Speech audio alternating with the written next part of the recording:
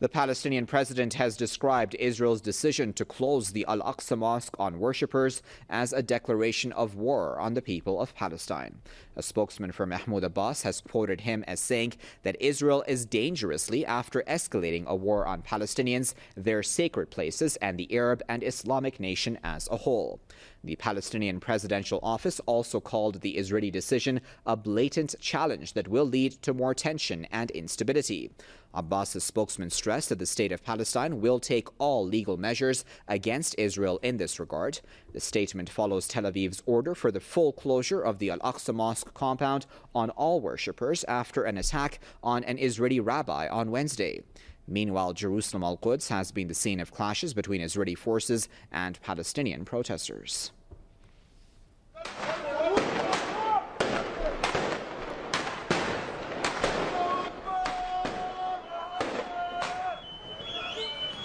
Participants also slammed Israel's decision on the Al-Aqsa Mosque. This comes as Israeli forces shot a former Palestinian prisoner dead earlier on Thursday.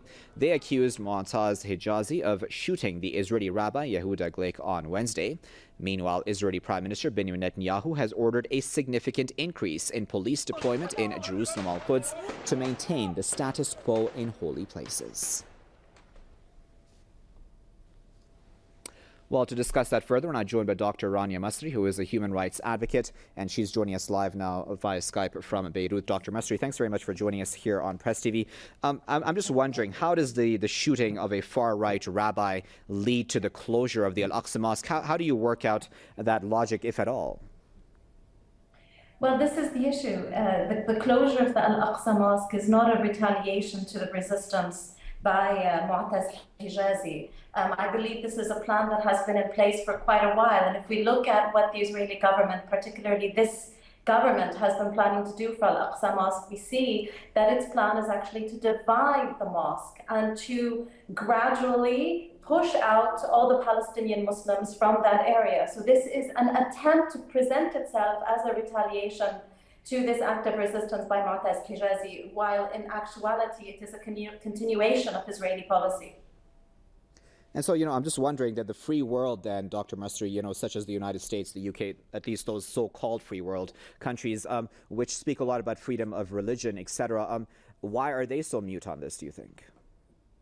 Well, one, I object to their term called the free world. We know very much that there's very little freedom or not enough freedom in the United States and elsewhere. But clearly the United States and the United Kingdom and others of the Israeli allies, their position is to support the Israeli apartheid state regardless of its crimes.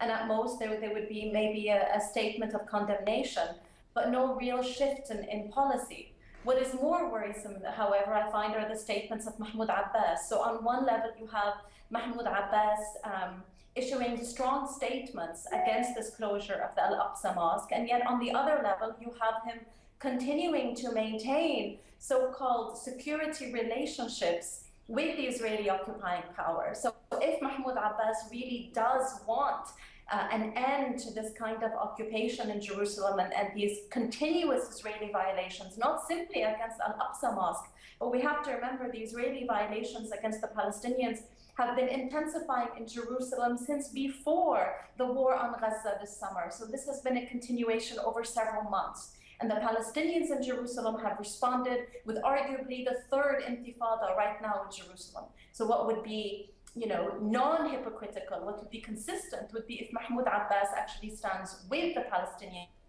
people, supports the resistance, and stops this security linkage and security relationship with the Israeli occupying powers.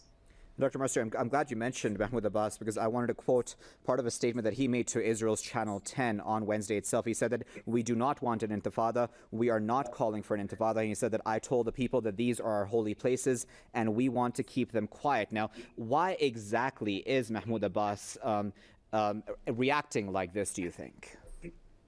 Well, we would expect this to happen from Mahmoud Abbas because Mahmoud Abbas has a different definition of what is sacred, and what he considers to be sacred is the security relationships with the Israeli powers, what we refer to in Arabic as the Tansiq al-Amni. This is what he finds to be sacred.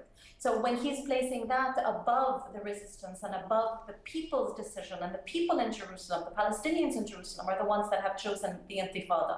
And they have been resisting Israeli occupation. And it is the Intifada in Jerusalem that is the retaliation to Israeli crimes. And we need to put these crimes in perspective. Not only have the theft of Palestinian homes in Jerusalem increased these past few months, but there have been hundreds of Palestinians that have been deprived of their residency rights in Jerusalem. So we see a very clear plan by the Israeli authorities to push out the Palestinians in Jerusalem and to make it more and more of a Jewish enclave and to annex it further and further into the Jewish state of Israel. At the same time, we are seeing increased detentions of Palestinian children and increased attacks and murders of Palestinian children by the Israeli authority. Very recently, we had the murder of 14-year-old Urwa Hamad, who was shot in the neck and the head. And by the way, Urwa Hamad is a U.S. citizen, and we haven't seen condemnation come from the killing of this U.S. citizen by the U.S. administration. And prior to that killing, we had the killing of a 12-year-old.